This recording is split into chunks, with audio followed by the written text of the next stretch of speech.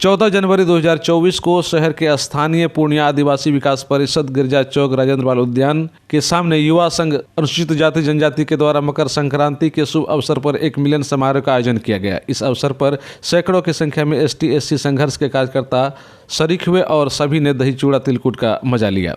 कार्यकर्ताओं द्वारा भारत रत्न डॉक्टर भीमराव अंबेडकर, धरती पुत्र बिरसा मुंडा पर एक एक करके उनके जीवनी और संघर्षों के बारे में कार्यकर्ताओं को बताया। वहीं ST/SC संघ के युवा कार्यकर्ता चंदन आजाद ने कहा कि मकर संक्रांति हम लोग बचपन से मनाते आ रहे हैं, लेकिन ऐसा पहली बार हुआ है जब एक साथ ST/SC युवा संघ के सदस्य मिलकर मना रहे हैं और इसी उपलक्ष्य पर ST/SC युवा संघ का गठन भी किया गया है। उन्होंने अपने समाज के लोगों को संदेश देते हुए कहा कि हम लोग हमेशा दूसरे लोगों की भीड़ का हिस्सा बनते हैं। अक्सर देखा जाता है कि कोई भी राजनीतिक दल के पार्टी पैसा खर्च करके हम लोगों को जमा कर भीड़ इकट्ठा कर लेता है। यह कार्यक्रम उन लोगों का अपने समाज के लोगों को संदेश देने का है ताकि अन्य किसी के बहकावे में वे लोग न आ सकें। इसीलिए मकर संक्रांति के उपलक्ष्य पर युवा संघ ST/SC मिलन समारोह के साथ साथ दही चूड़ा भोज का भी आयोजन किया गया है ताकि वे अपने लोगों को एक मंच पर लाकर उन्हें आगाह भी कर सकें। उन्होंने कहा कि ST/SC के लोग ही सबसे ज़्यादा पीड़ित हैं, सबसे ज़्यादा अत्याचार भी इन्हीं लोगों पर होता है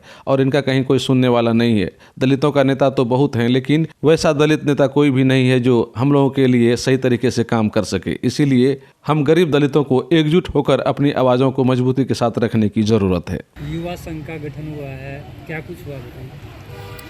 मकर संक्रांति तो हम लोग बचपन से मनाते आ रहे हैं और सब मनाता भी है और ये पहली बार हुआ है कि SC/ST का युवा लोग मकर संक्रांति मना रहा है। सिर्फ SC/ST का युवा लोग मिलकर पहली बार हुआ है। उसी के उपलक्ष्य में SC/ST युवा संघ का गठन हुआ है और इससे एक मैसेज मकर संक्रांति के दिन ही हम लोग किए हैं। इसका एक मैसेज देना था समाज में कि हम लोग का समाज दूसरे का भीड़ क्यों बनते हैं।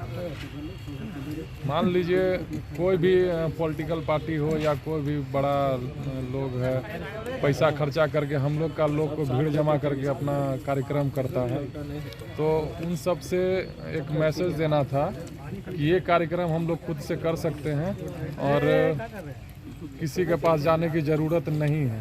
बस इसलिए मकर संक्रांति का दिन चुना गया था। कितने लोग सम्मिलित हुए? लगभग इसमें 200 युवा रहे और कुछ लोग जो हमारे अभिभावक थे। संगठन का सर क्या मकसद है और कैसे आगे काम करना है आप लोगों को, इसमें क्या होता है? ये हमारा समाज जानता है कि SC/ST के लोगों पर ही अत्याचार होता है, SC/ST के लोग ही पीड़ित हैं और इसका कोई सुनने वाला नहीं है। दलितों का नेता बहुत है, लेकिन दलित नेता कोई भी नहीं है जो हम लोग का सुने। इसका मकसद यही है कि हमारे समाज में कोई अगर भेदभाव करता है या प्रताड़ित करता है या हमारे प्रशासन सुनते नहीं है, केस नहीं लेते, ऐसा हमेशा सुनने को मिलता है। बस इसी को रोकने के लिए सामाजिक जो गैर बराबरी है इसको ठीक करने के लिए ये संगठन का गठन किया गया है और ये पूरी तरह से सामाजिक संगठन रहेगा आगे भी। सिर्फ SC/ST के लिए ही आप लोग काम कीजिएगा क्योंकि वो वैसे लोग जो गरीब तत्व के हैं जिसको ज़रूरत है उनके लिए भी आप लोग खड़े रहिएगा? जो असहाय हैं, गरीब हैं, उन्हीं के लिए ये है।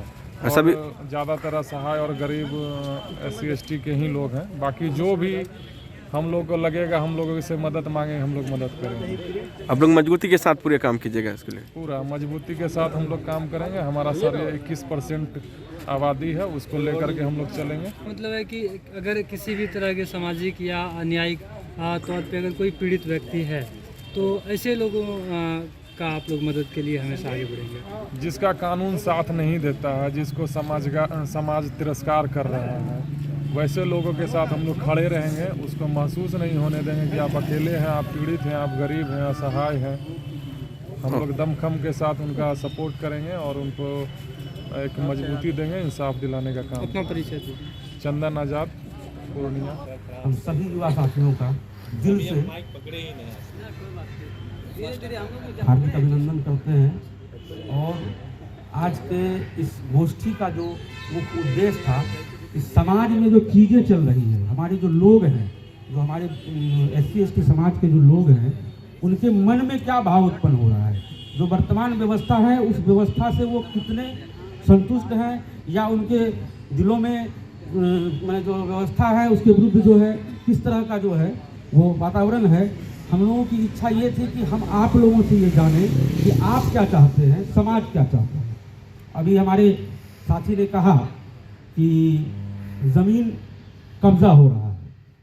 इस ज़मीन कब्जा के मुद्दे पर हम कई बार बिहार सरकार के जो राजस्व मंत्री हैं उनको लिख भी चुके हैं, और इससे पहले जो रामसूरत राय जो भूमि सुधार एवं राजस्व मंत्री थे उनसे मैं व्यक्तिगत रूप से मिला था, और उनको हमने कहा था, और आलोक मेहता जी को भी हमने कहा कि दलितों के पास जो ज़मीन है, आप एक अध्यादेश लाइए विधानसभा में, एक बिल लाइए कि दलितों के पास जो ज़मीन, जितनी ज़मीन जहाँ कब्जे में है, सर्वे से पहले आप ये करा दीजिए कि उस ज़मीन पर अगर कोई भी दूसरा लोग फूटा गाड़ता है, बाजबरन कब्जा करने का कोशिश करता है या उसको बेदखल करने की कोशिश करता है, तो उस पर एकदम तुरंत जो है फौरी तौर पर जो है कानूनी कार्रवाई हो और उस व्यक्ति को जेल में भेजा जाए।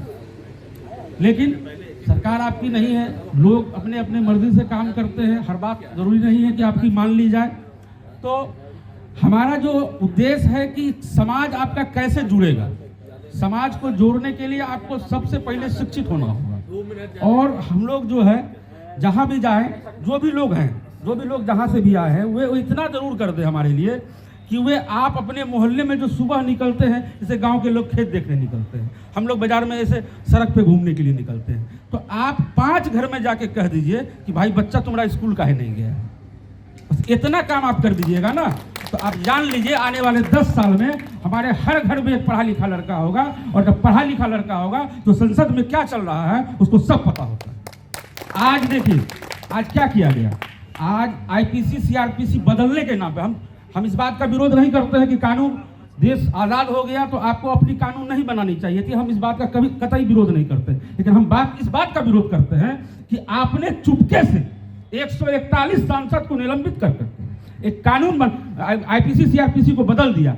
क्या हमारे लिए जो प्रोविजन था, जो हमारे लिए उस समय IPC में जो प्रोविजन था, क्या वो मूल भावना में है, या आपने जो खंड क ख ग उसके उपचार हेतु किया है उसका क्या परिणाम निकलेगा।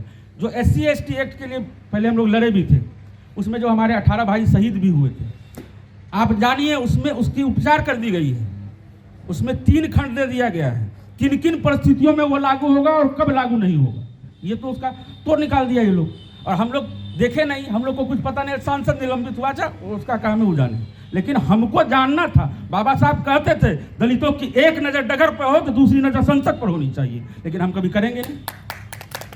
इसलिए हमारा कहने का है कि आप सभी लोग, जो भी लोग जहाँ से आए हैं, पहला काम कि अपने मोहल्ले में, अपने गांव में, हर 5 घर में ये जाके सुबह दस्तक दे दीजिए कि भाई तुम्हारा बेटा स्कूल नहीं गया, कह रहे।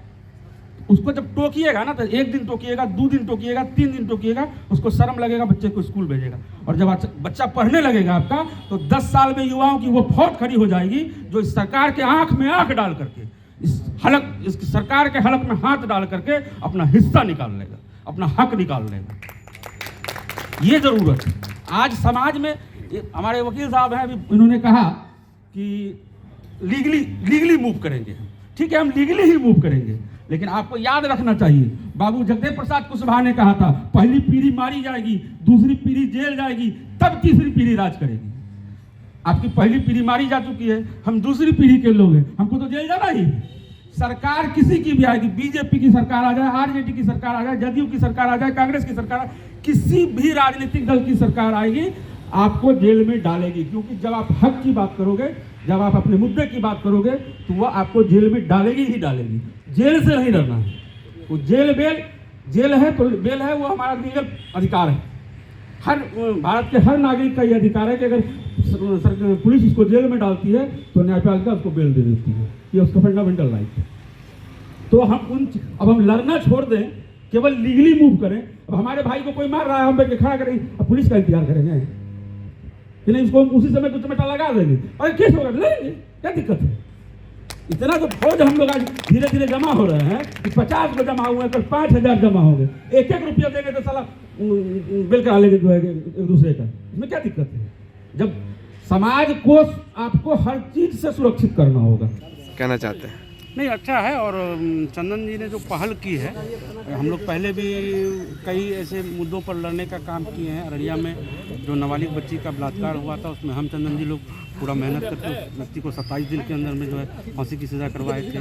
फिर वहाँ पे 22 पता हुआ था अगलग्गी वाला, आग लगा दिया था लोगों का, तो चंदन जी वहाँ गए थे। फिर हम लोग उसमें भी लोगों को न्याय दिलवाए। तो ये हम लोग का चलता रहता है और आगे भी चलता रहेगा।